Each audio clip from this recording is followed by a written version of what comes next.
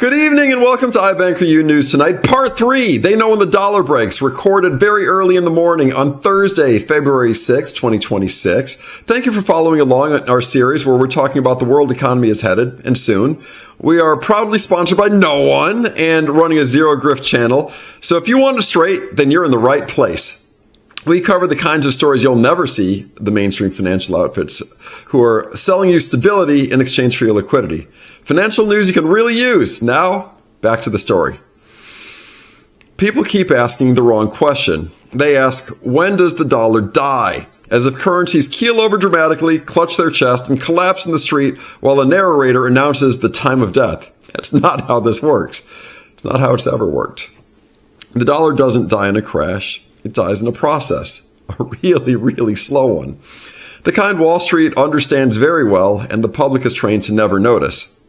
Because if the dollar really crashed overnight, the people in charge would lose control, and control is the one thing they will protect at all costs.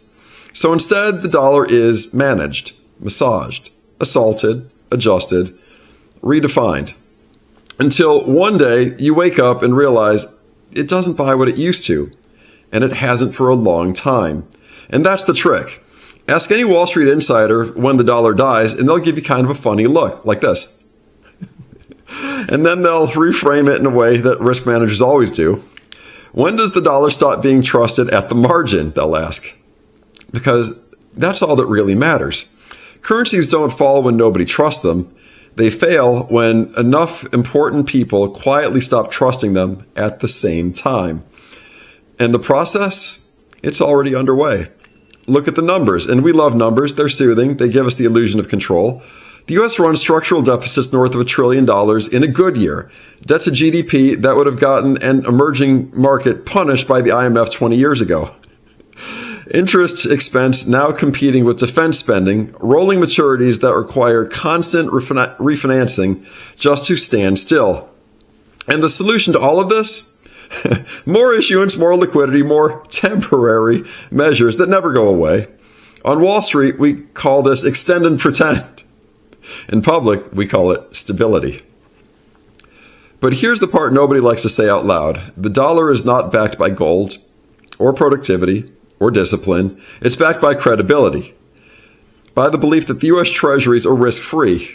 In Wall Street, we base Treasuries, we call it the risk-free rate of return. That the system is orderly, that rules don't change suddenly when it's inconvenient.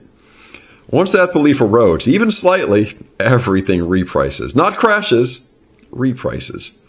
Brad Pitt's character in The Big Short, revisiting him, understood this. The collapse didn't begin when Lehman failed. Lehman was just the moment the illusion started to finally crack on television. The real failure happened years earlier, in spreadsheets nobody wanted to read, and incentives nobody wanted to fix. Same thing here. The dollar doesn't die when it plunges on a chart. It dies when central banks diversify, quietly. When trade settles outside the dollar, by default, not protest. When foreign holders stop asking, is it safe, and start asking, what's the alternative? And Wall Street is watching those signals obsessively. They track velocity of money, not headlines. They watch foreign participation in auctions, not press conferences. They care about real yields, not nominal ones. They notice when gold moves without a crisis. They notice when silver delivery gets awkward. Because those are not coincidences. Those are symptoms. So when does the economy crash? Again, wrong framing. Crashes are cinematic. They're fast. They're obvious. They make for great documentaries and terrible policymaking. What actually happens is slower and far more corrosive. The economy doesn't crash. It hollows out. Asset prices stay elevated while purchasing power erodes. GDP prints fine while living standards slip.